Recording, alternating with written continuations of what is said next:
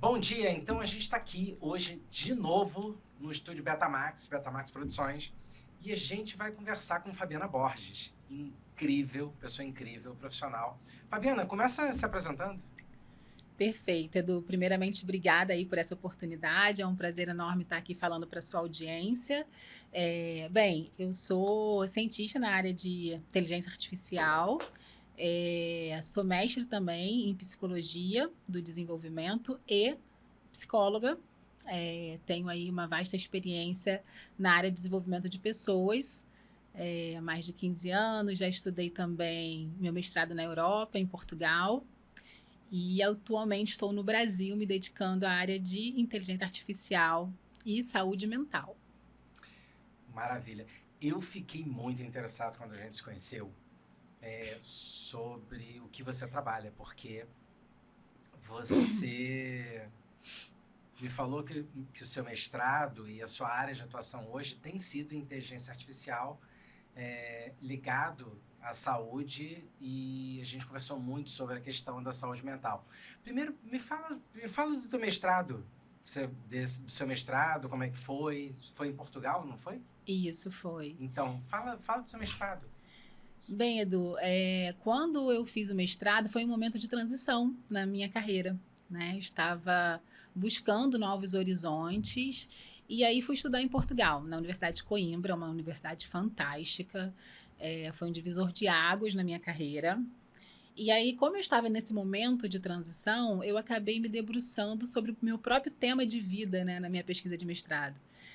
E então eu desenvolvi uma metodologia na altura do meu mestrado, né, o projeto, justamente para ajudar alguém como eu, né, que estava ali em um momento de transição na carreira, né, que estava perdido, que tinha muita competência, mas que o que fazer, né, com esse conhecimento, com essa competência. Qual era a sua transição de carreira?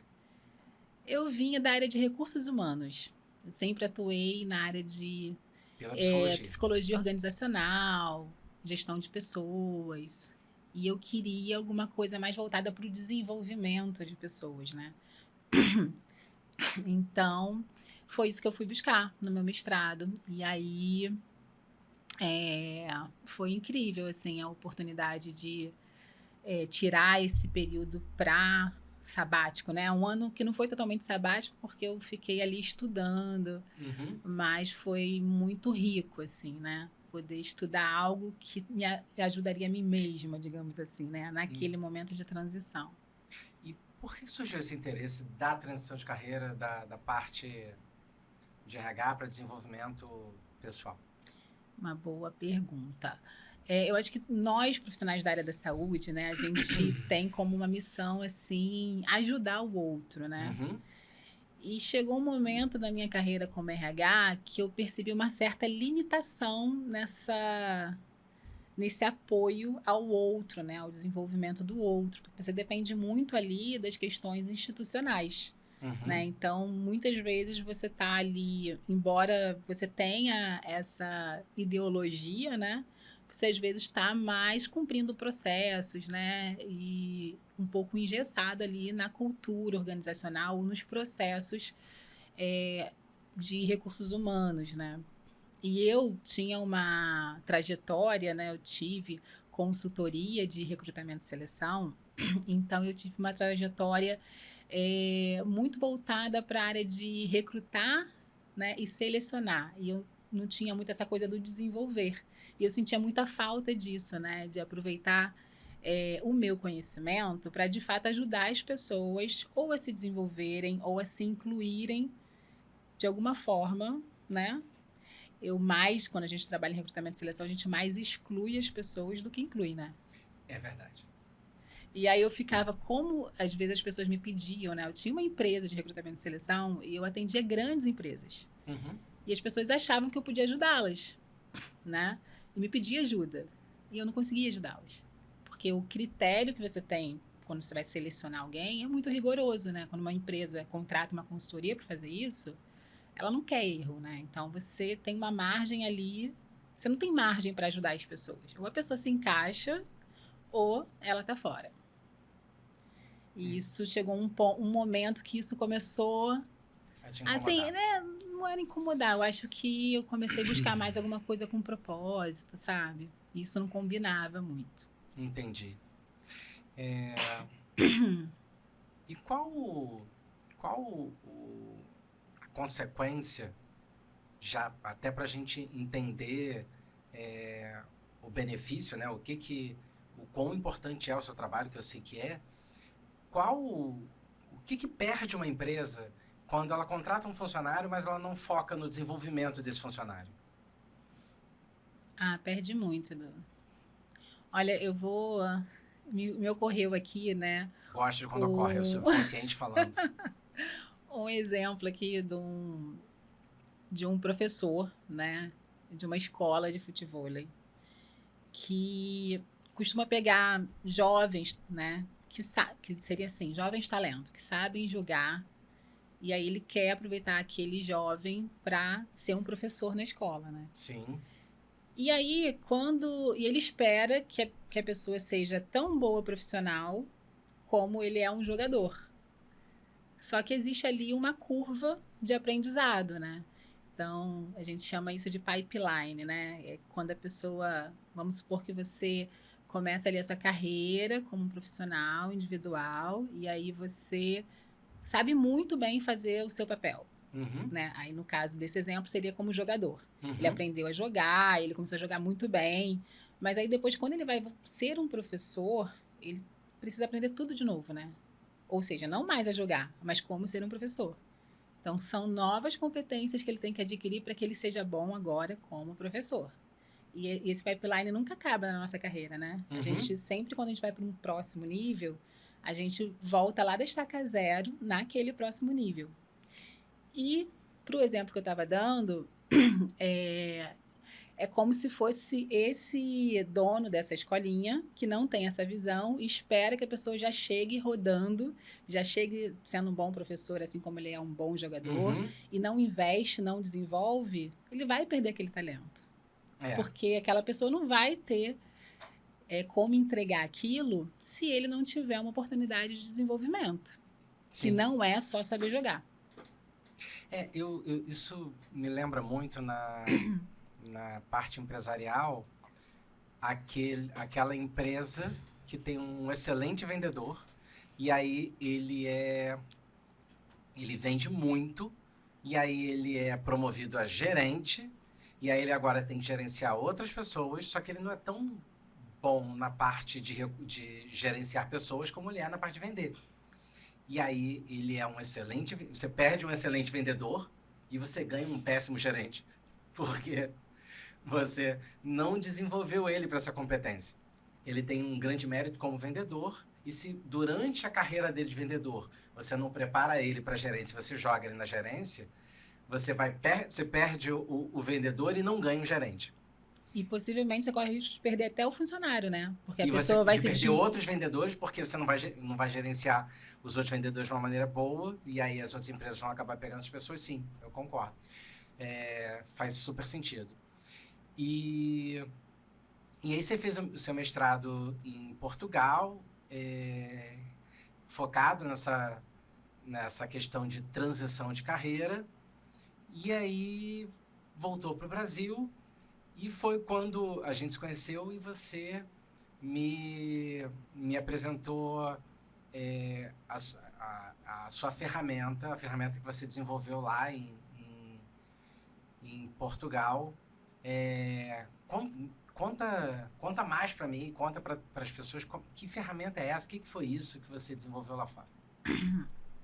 Bem, lá fora era uma interface, né, uma solução de intervenção psicológica para ajudar pessoas, adultos, em momentos de mudança, né, para que essa mudança seja bem sucedida, né, mas não só bem sucedida no sentido da carreira, mas também que esse processo seja um processo saudável, né, porque onde você tenha bem-estar, tendo em vista que é um processo que gera, né, muita ansiedade, né? Às vezes você tem que fazer alguns sacrifícios, até financeiro, porque, conforme eu disse naquele exemplo, a gente volta, né? Se você vai fazer uma transição, você vai ter que voltar a um nível também de remuneração, às vezes, inferior ao que você tinha na sua carreira tradicional, digamos assim, né? E aí, então, desenvolveu uma solução para ser utilizada no digital, né? Onde pudesse ser a pessoa e a solução, sem a necessidade da intervenção humana, né? Então, foi isso, uma metodologia de intervenção psicológica para ajudar essas pessoas a fazer essa transição bem sucedida na carreira, né? Sem necessidade da pessoa estar com um profissional, né? Ali seria ele e a solução digital. O que é essa solução digital?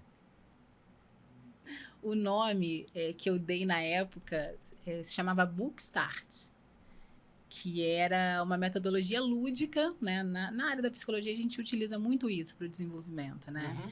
Então você seria direcionado ali pela ferramenta, né? A escrever a sua autobiografia. Isso é uma metodologia que a gente tem em psicologia, né? Chamada autobiografia orientada. E aí esse método, né? Ele tem etapas, o que eu chamo de atos. Então, cada ato, né? E aí você escreveria ali a sua autobiografia em 5 atos. E cada ato tem objetivos específicos, psicológicos, né? Para que você atinja para que você desenvolva essas metacompetências à medida que você vai narrando a sua história de vida e carreira, né? Isso tem o objetivo de te trazer clareza, né, a respeito dos seus valores, dos seus interesses, também de empoderar você, né, que você tem todas as respostas já, né, e que você pode encontrar a solução dentro de você, dentro da sua história. Então, cada ato tem um objetivo, assim como também estimular a sua perspectiva temporal de futuro, que é uma outra metacompetência super importante, né, para pessoas que realmente querem realizar, né, sonhos, objetivos.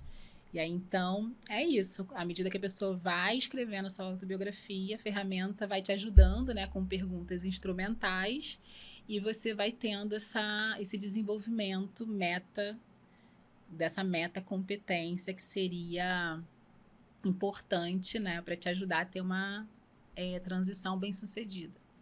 Então, ali, quando você interage com a ferramenta, você já vai conseguindo algumas respostas daquilo que você vem buscando e que já está dentro de você, e você consegue desenvolver novas competências. Desenvolver novas competências. Que a gente chama, na verdade, metacompetência, porque a diferença de metacompetência para competência, bom, competência é aquilo que a gente chama de chá, né? Que é CHA, que é conhecimento, C de conhecimento, H de habilidade e A de atitude. Então, quando você tem, né, essas 3 coisas, você tem uma competência. A metacompetência é aquilo que está ligado mais a nível psicológico, né? Seria o seu mindset, digamos assim, né? Como você funciona, aquilo que você já tem, né, a nível psicológico. Aí por isso que é metacompetência, não é só a nível comportamental. Tá. E você defendeu seu mestrado quando? Foi em 2018, outubro de 2018. Tá. E já tem um tempinho, né? Já estamos tempinho, em 2025. 7 anos. E de 2018 para 2025, você veio desenvolvendo a ferramenta. O que você fez com isso? Você veio desenvolvendo a ferramenta? Quais foram os passos seguintes? Legal. Bom, voltei para o Brasil. Quer dizer, antes de voltar para o Brasil, eu ainda fui fazer um estágio científico na África, na Universidade de Granada, que é uma unidade que fica dentro do continente africano, porém ainda na Espanha, em Melilla. E aí eu apliquei, né, essa metodologia num projeto que eu desenvolvi nesse estágio científico. E aí depois eu volto para o Brasil, sou contratada por uma empresa alemã, no segmento de geração de energia. onde eu fui contratada para atuar na gestão de pessoas, né? E atuei como gerente de gente e gestão por 4 anos. E aí eu saio dessa empresa e aí começo na minha startup, utilizando a minha metodologia, né? E também muito do que eu vi como uma necessidade durante esse período que eu estive nessa empresa, né? Durante esses 4 anos. E aí o foco agora mudou. No sentido, não necessariamente hoje a metodologia ela é aplicada apenas para profissionais em transição na carreira, mas também para profissionais, para pessoas em geral, né, que buscam aí mais bem-estar, né, que buscam saúde mental. Então, você fez uma outra transição. Você transicionou do não só a transição de carreira, desenvolvimento pessoal, para saúde e bem-estar. Isso aí.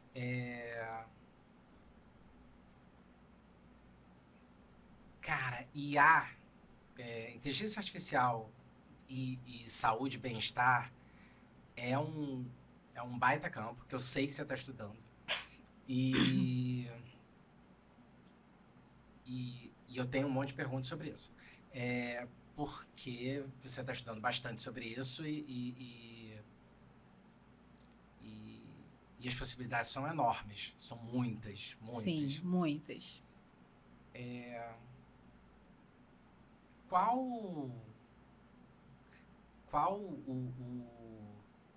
Como, né, que a inteligência artificial consegue ajudar? A gente até conversou em outro momento sobre isso, porque eu entendo que numa empresa a inteligência artificial ela consegue ajudar ao patrão de uma forma, ao funcionário de uma outra forma. Como que você acha que nesses dois universos, no universo de quem gerencia pessoas e no universo de pessoas que são gerenciadas, a inteligência artificial ela consegue, primeiro, ajudar individualmente e, segundo, conectar, porque em algumas empresas esses dois universos não são conectados. Então, como é que você acha que ela consegue ajudar essas pessoas? Perfeita colocação. A inteligência artificial ela tem uma capacidade, né, trilhões de vezes maior do que a nossa capacidade de processamento de dados, né, humano. Enfim, então ela pode ser aplicada de muitas formas, né, em diversas áreas do conhecimento. Na minha experiência, eu gostaria até de dar um exemplo, antes de falar sobre como a inteligência artificial pode ajudar esses dois lados, claro. Eu acho que eu posso dar um exemplo de um caso, né, que eu vivenciei como gestora de RH. A gente tinha a empresa que eu trabalhava tinha um grande cliente, né, e a gente tinha pessoas alocadas dentro da estrutura dos nossos clientes, que eram nossos funcionários, prestando serviço para esses clientes. E a nossa estrutura, né, nosso tipo de trabalho era um trabalho muito técnico, né, e as pessoas ficavam alocadas em lugares inóspitos, por exemplo, em uma usina de geração de energia solar, no interior de Minas Gerais, onde você não tem acesso a muitas coisas. E eram onde ficavam alocados nossos colaboradores, e assim a gente tinha aproximadamente 300 pessoas geograficamente dispersas, isoladas em diferentes lugares do Brasil. Então a gente tinha um desafio muito grande para gerir essas pessoas, né? Uma porque elas não estavam necessariamente subordinadas só à nossa cultura, elas também estavam subordinadas à cultura do cliente, onde elas estavam fisicamente alocadas, e também porque elas estavam muito longe, né, fisicamente mesmo, do seu gestor, que ficava na matriz aqui no Rio de Janeiro. Então, a gente tinha uma dificuldade estrutural, né, de gerir essas pessoas. E, consequentemente, isso dava uma série de problemas, né? As pessoas não se sentiam cuidadas, não se sentiam valorizadas, e isso repercutia no desempenho dela no trabalho. Uhum. E então começou a gerar problemas, o cliente começou a reclamar, até que ele deu um checkmate, ó, ou vocês fazem alguma coisa ou a gente não vai mais trabalhar com vocês. E era um cliente muito importante para a empresa, né? Era um contrato de milhões e a empresa não podia perder. Então, nesse momento, a solução foi fazer uma pesquisa mesmo, né? Então, entender. A gente ainda não sabia que o problema era esse, né? A gente queria entender qual era o problema. E como é que a gente podia entender qual era o problema, né? Era ouvindo as pessoas.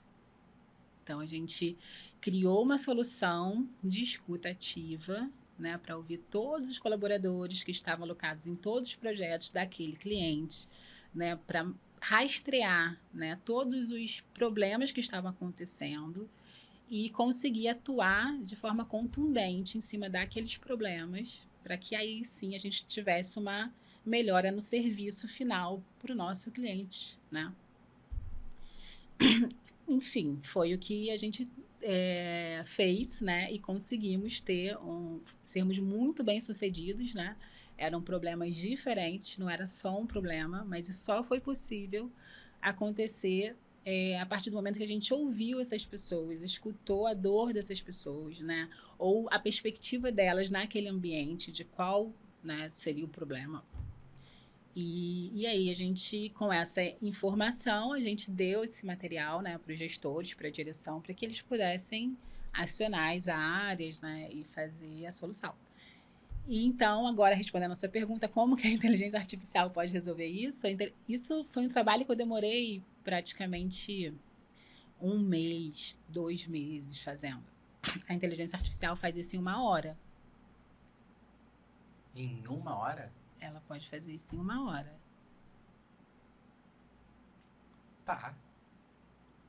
Né? Então, ela pode ouvir as pessoas, ela pode rastrear, né, os riscos no ambiente, ela pode gerar relatórios, ela pode gerar também as predições, né, ou sugerir quais as soluções que a empresa pode fazer para atuar em cima desses problemas. Então, ela economiza, né, o tempo. Então, dessa forma, ela ajuda ali aqueles colaboradores que estão apartados, digamos assim, né, do ambiente de trabalho, como a ser ouvidos, né, a poder, de uma certa forma, contribuir para o desenvolvimento da empresa.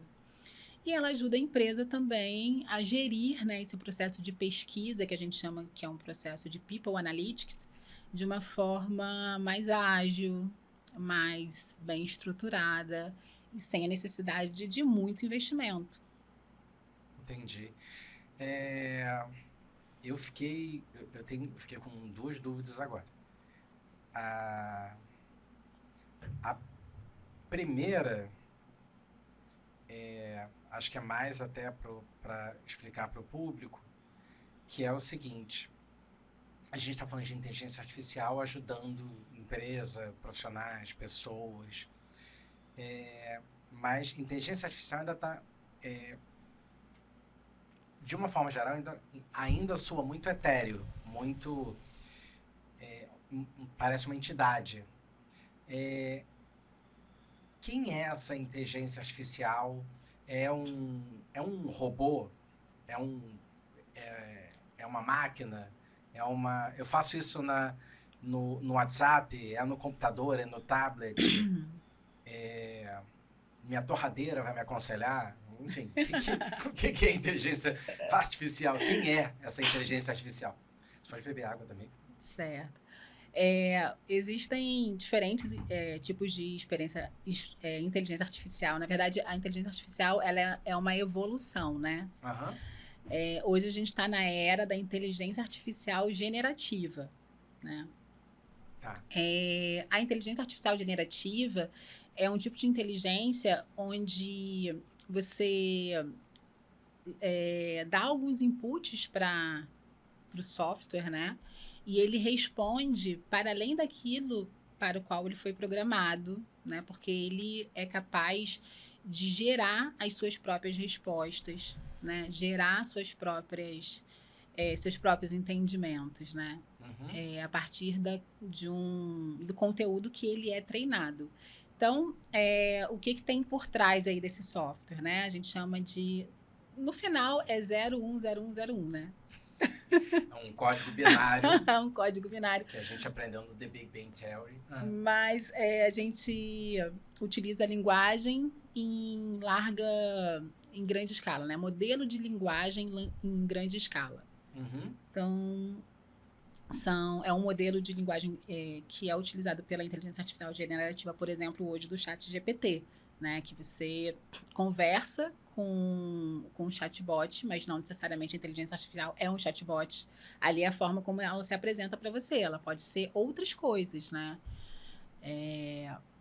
Enfim. E você conversa com ela e ela gera, a partir de um código, né? Na qual ele foi treinada, as respostas de forma autônoma, né? Sem a necessidade de uma intermediação humana. Né? Ela é capaz de aprender com um conteúdo que ela vai sendo alimentada sozinha. Entendi. E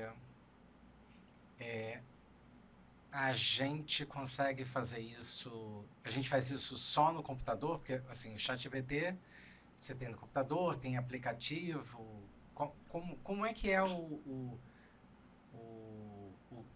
e esse tipo de interação que você propõe para empresas, ele é em site, é em aplicativo, é o WhatsApp, é a minha torradeira? Enfim. Então, essas seriam as interfaces onde ela pode aparecer para interagir, né, com o público que a gente quer. Então, a gente pode colocar ela no WhatsApp, a gente pode colocar ela nas mídias digitais, a gente pode colocar ela como um plugin, por exemplo, na intranet do cliente. Enfim, a gente pode colocar na sua torradeira. Entendi. Você pode falar com a sua torradeira. Medo. Sim, você colocou a torradeira, mas, por exemplo, a Alexa, né? Caraca, na Alexa. Tá. Se eu posso colocar na Alexa, eu posso colocar na minha Siri, na sua torradeira. Na minha torradeira, tá. Entendi. Então, isso a gente chama da interface, né? Mas a parte do desenvolvimento dela, sim, ela é desenvolvida normalmente... Existe um código-fonte, né?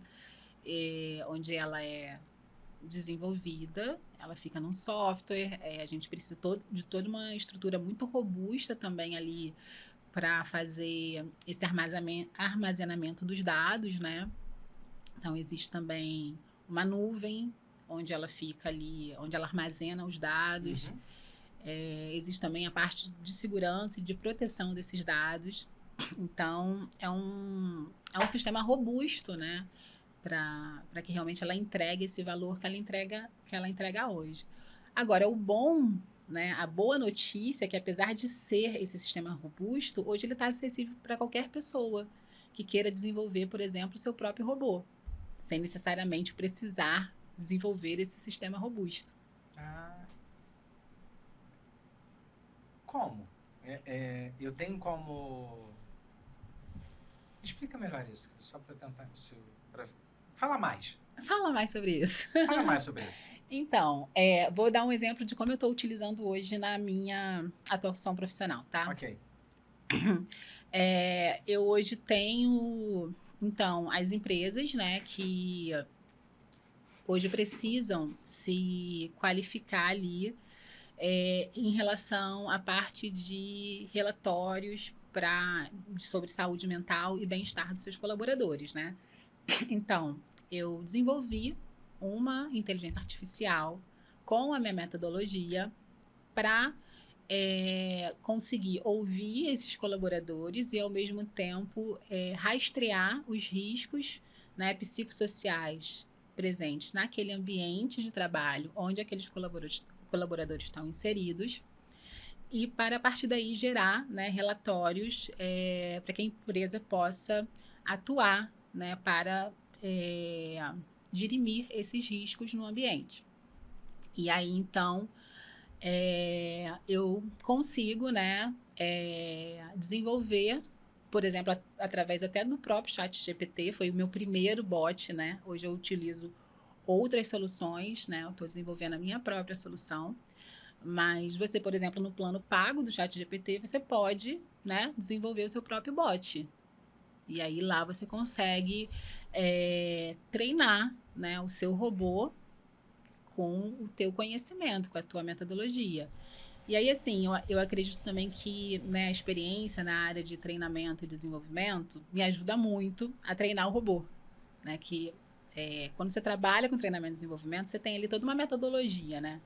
E não muda muito quando você vai treinar um robô, né? Então, quando você está, por exemplo, pensando num treinamento, você vai pensar primeiramente qual é o objetivo, né?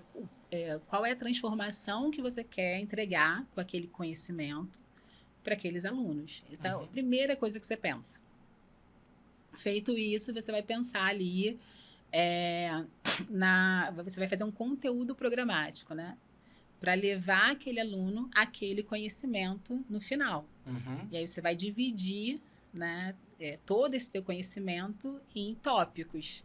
E cada tópico você tem que pensar ali, né? Bom, esse tópico, qual é o impacto que eu quero que a pessoa tenha com esse tópico? E aí, tá, mas como que eu vou fazer para que a pessoa tenha esse impacto? Qual é o conhecimento que eu vou passar? Como que eu vou demonstrar esse conhecimento, né? Então, basicamente, como você faz um plano de aula, né? E é isso, o treinamento de um robô não muda muito, né? Você vai pensar, você tem que delimitar muito bem o objetivo, né? Você tem que ser muito clara, como se fosse uma criança que está aprendendo. Ele só vai responder aquilo que você ensinar para ele, como ele tem que responder, o que você espera dele. Trago dúvidas.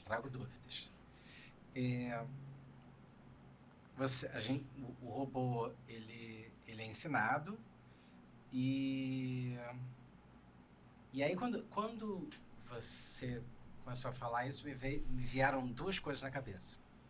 A primeira é que quando a gente interage, quando eu e você interagimos, quando você está interagindo no trabalho, se interagia no RH, você tinha uma coisa que não é ensinada, que a gente chama de feeling. Então, vou te dar um exemplo. Isso acontece em RH, isso acontece em perícia, por exemplo, do INSS, que é você entender se aquilo que a pessoa está dizendo é aquilo que ela realmente quer falar. O ser humano é lindo, mas ele engana. Então, como que a máquina também aprende a ser capciosa, a entender quando aquela pessoa está induzindo um resultado, porque isso pode passar na mente, se passou na minha, pode passar na mente de qualquer pessoa. E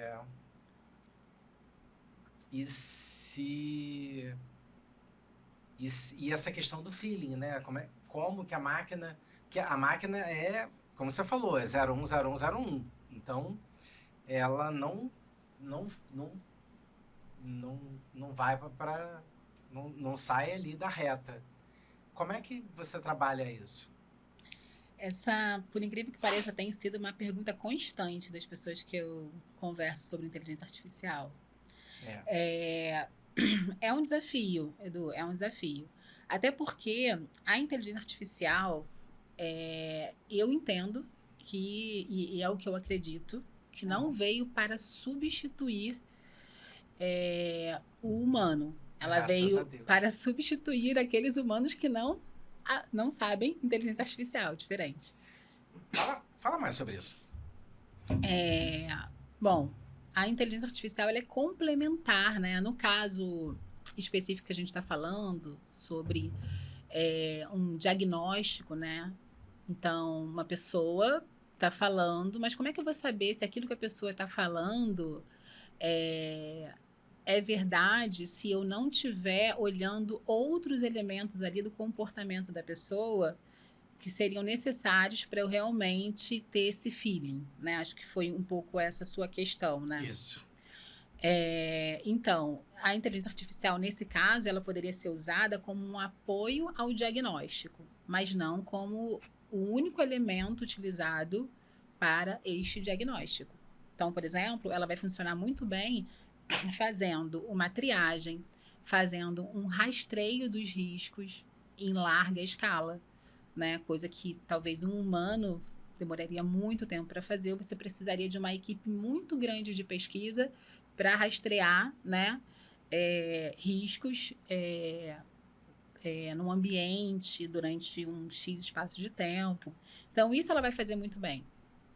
Agora, para ela dar um diagnóstico final sozinha, né, isso ainda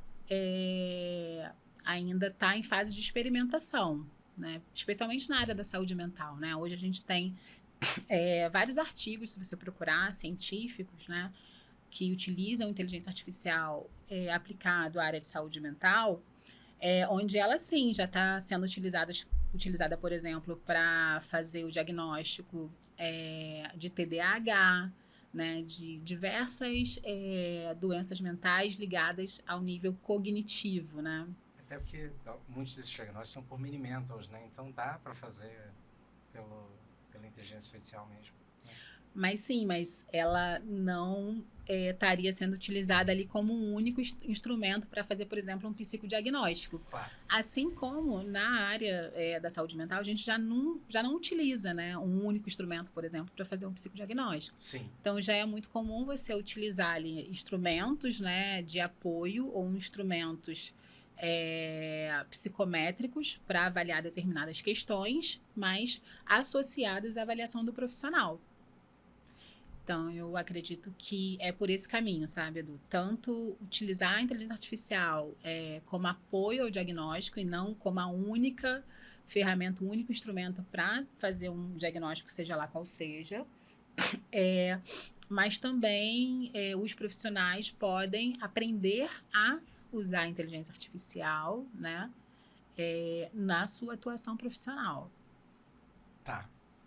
E já que você falou aqui, já que você citou uma coisa muito boa, que é esses artigos, né, que já falam do uso da inteligência artificial em saúde mental,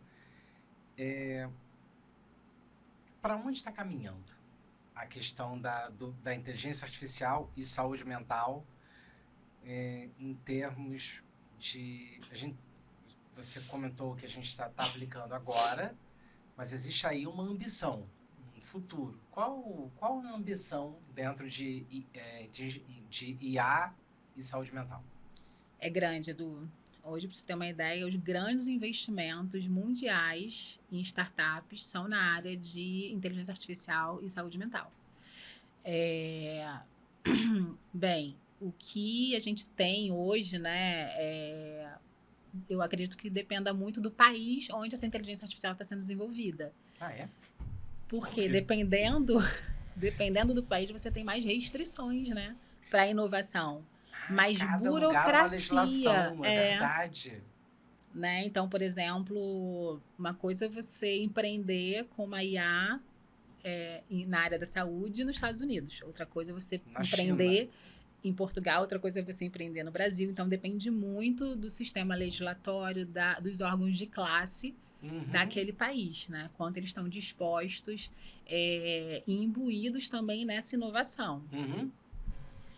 Então, existe essa questão. Agora, na área da saúde mental, né, e isso eu posso dizer com propriedade, porque é algo que eu tenho me debruçado na área científica, na pesquisa, o que a gente observa é que o que tem de pesquisa, a maioria das pesquisas na área de inteligência artificial aplicada à saúde mental, é com metodologias, né, utilizadas pela área de ciências da computação e não pela área, por exemplo, da psicologia ou da psiquiatria. Então, você ainda tem um gap, né? E talvez por isso você tenha também mais dificuldade na acreditação dessas ferramentas para a área da saúde. Entendi.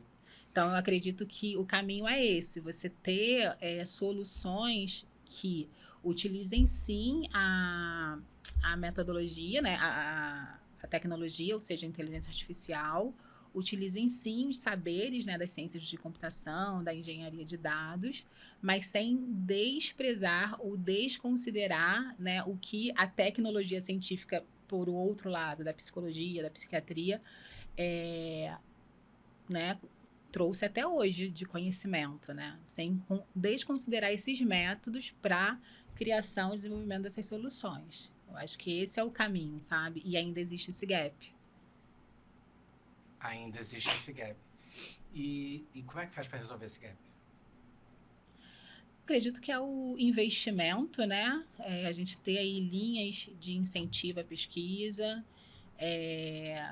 nas universidades, né, para as startups hoje, onde você tem à frente, por exemplo, profissionais da área da saúde, né, utilizando inteligência artificial. Porque aí você tem um caminho, né, mais seguro do que você investir numa startup que está interessada apenas na comercialização daquele produto.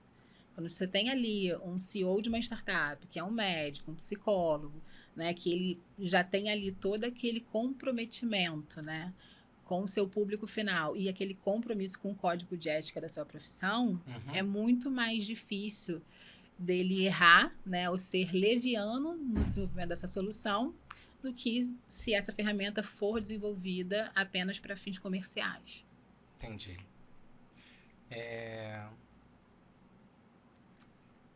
Agora, eu tenho duas perguntas bem didáticas. A primeira é: eu sou um CEO de uma empresa. Por que eu tenho que adquirir essa inteligência artificial para a saúde mental? Hoje se fala muito, né, em bem-estar e saúde mental, mas realmente a gente que está ali à frente do negócio, né, a gente tem tantas outras preocupações, né? A gente precisa pagar o salário das pessoas, Exatamente. a gente precisa botar o dinheiro dentro da casa, pagar um tanto de impostos, que acaba que essa é a última preocupação que a gente tem, né? Mas investir na saúde e bem-estar das pessoas, você tem um retorno também para o teu negócio, né? Você vai ter mais produtividade, você vai ter mais criatividade, você vai ter mais pessoas inovando ali na sua organização. Produtividade, né? Criatividade e aumento de produção. Aumento de produção, sem dúvida. Sem dúvida. Porque as pessoas felizes, né? As pessoas bem dispostas, elas produzem mais. Né? Além disso, você tem também a redução de custos, né? Você, quando tem uma equipe que não está afastada por um adoecimento, né? Você ganha com a redução do absenteísmo, né? Dos afastamentos, do uso até do plano de saúde. É interessante isso, porque agora que você falou, me veio na cabeça, realmente, uma coisa que eu gosto muito de falar, que é ambiente, né? Assim, quando você cria um ambiente saudável, ele é mais produtivo mesmo. E faz todo sentido, realmente, eu como CEO ter um negócio desse. Agora, além disso, hoje tem uma exigência da legislação, né? Que obriga as empresas a ter hoje uma gestão dos riscos psicossociais. Mas existe uma legislação para isso? Brasileira, sim. Ainda bem que eu sou um CEO, estou fingindo ser CEO, eu não sabia. Mas eu acredito que dependa aí, sabe. não me aprofundei tanto. CEO sabe. Mas depende ali, parece que do tamanho da sua empresa, enfim, do segmento, acredito eu, né? Que são as normas regulamentadoras, né? Que já existem há bastante tempo, Porém, existe uma atualização hoje na norma regulamentadora, que é a NR1, onde as empresas vão ser obrigadas, acredito que em poucos meses, a ter esse relatório desses riscos psicossociais no seu ambiente de trabalho. Tá. E... Tá, não sou mais CEO, sou funcionário. Meu chefe, meu patrão, o CEO colocou isso na minha empresa. Por que eu tenho que interagir com ele? Por que é legal eu usar esse negócio? Ah, essa pergunta eu adoro, porque por tanto tempo eu já fui, né, colaboradora também, individual, né, CLT, e sei como é, às vezes, solitário, né? Você tá numa instituição, você ali ter algum problema no ambiente, você não ter com quem conversar, né? Não se sentir seguro o suficiente para abrir ali um problema que às vezes aconteceu no próprio ambiente de trabalho com alguém da sua organização, né? E essa aplicação torna isso muito mais viável, né? Porque a gente garante, por exemplo, o anonimato. Então, a pessoa pode conversar ali com a ferramenta, com a certeza de que aquilo não vai ser usado de forma nenhuma contra ela. Pelo contrário, aquela informação que ela tiver falando ali com a inteligência artificial vai nos ajudar a proteger esse ambiente de trabalho, né? Então, além disso, a inteligência artificial hoje, até, se você me permite, divulgar aqui, né, que é a Zumira, o site é zumira.ai, ela é uma inteligência artificial treinada com as técnicas da psicologia, né, para promoção, inclusive, do bem-estar psicológico. Então, além de você estar ali tendo a oportunidade, né, de ter um acolhimento, né, de ter ali uma interação que vai beneficiar você no sentido do desenvolvimento psicológico e da sua carreira, você vai ter também uma ferramenta que pode ajudar a empresa, né, te ajudar a proteger aquele ambiente de trabalho, a usar aquelas informações para atuar de uma forma mais estratégica junto à sua gerência, à cultura organizacional. Então, eu acredito que o benefício para o colaborador é até maior. E quais doenças, quais as alterações em saúde mental que eu já sei, é garantido que a Zumira vai me ajudar, vai ajudar a empresa que eu instalei ela? Desculpa, pode repetir, por favor, a pergunta? Quais dentro da saúde mental, eu tenho Sim. várias alterações, várias doenças, várias alterações de saúde mental.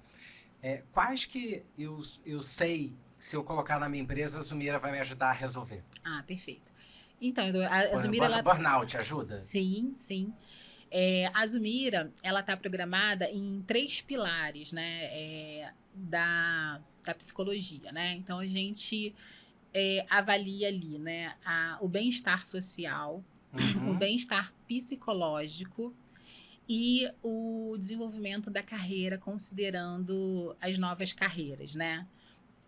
Essas são 3 escalas da psicologia, onde a gente tem ali diversos fatores que, quando eles estão em alta, isso quer dizer que a pessoa tem um bem-estar social alto, um bem-estar psicológico alto, e ela consegue desenvolver a sua carreira de uma forma plena. E esses são os nossos indicadores, né, para rastrear as dificuldades ou os agressores que a pessoa pode encontrar ali no ambiente de trabalho. Então, quando ela não tem essa oportunidade de desenvolvimento, ou seja, de expressão, de expansão, ou ela está, por exemplo, passando ali por uma situação de assédio, né, dentro da empresa, são todos acontecimentos que vão impactar no bem-estar psicológico dela, né, na carreira dela, no bem-estar social. Mas olhando para o burnout especificamente, né, a gente tem ali no burnout uma série de itens a ser avaliados para perceber quando a pessoa chega num estado de burnout, né? Então, por exemplo, uma das características que a gente avalia quando a gente vai passar uma pesquisa de burnout é o cinismo, né, da pessoa em relação à empresa. Uma outra característica que a gente avalia também é a questão da interação ali social da pessoa com a empresa. Então, a gente não desconstrói, né? A gente reduz esse instrumento em vários pequenos instrumentos, né? Uhum. E avalia e observa e rastreia esses itens. Olhando assim, parece ser muito difícil, muito complexo, mas é aí que a inteligência artificial se aplica, Simplifica. né, de uma forma fenomenal. Entendi. Fabi, mensagens finais. O que você quer dizer para as pessoas sobre inteligência artificial, saúde mental, aplicação, coisas que a gente não falou aqui? Qual é o seu recado para quem está ouvindo a gente e quer entender melhor o que você faz, o que é a Zumira, enfim? Perfeito. A minha mensagem, Edu, é para que as pessoas não tenham medo, sabe? Quando a gente tem algo, uma inovação, a gente costuma resistir, né? A primeira coisa, às vezes, é uma mudança ali, a gente resiste um pouco, né? Mas a inteligência artificial está aí, já provou que veio para ficar, né? Digamos assim, como é que você vai botar o gênio na lâmpada, uma vez que ele já saiu da lâmpada? Não dá. Então, não tenham medo, assim, utilizem esse conhecimento, né? Essa tecnologia para que você possa entregar as soluções que você sempre quis, mas nunca conseguiu, ou porque era muito caro, ou porque era muito complexo. Né? Agora, qualquer um pode aprender a utilizar a inteligência artificial e escalar, né, o seu trabalho.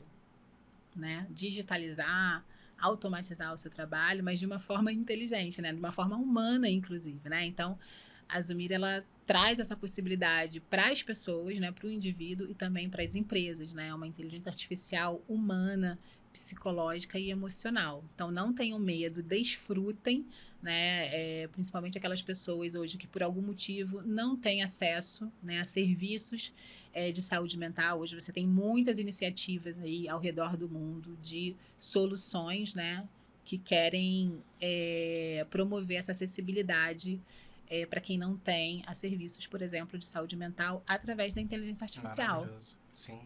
Então, não tenham medo e desfrutem. E Ótimo. aprendam, claro. Aprendam. Tá ótimo. Fabi, eu tô muito satisfeito. Você sabe que eu conversaria horas sobre isso. Eu tenho certeza que tenho mais dúvidas. Isso vai gerar, talvez eu gere até um outro podcast. Mas estou muito feliz. Queria te agradecer muito por ter vindo, mesmo com toda essa correria. E se quer deixar algum contato, alguma coisa? Eu quero deixar posso deixar meu Instagram. Pode. E o site da Zumira, né? Zumira.ai, Zumira.ai, né? Lá tem o nosso contato, meu telefone, nossos e-mails e o Instagram Fabiana Borges Oficial.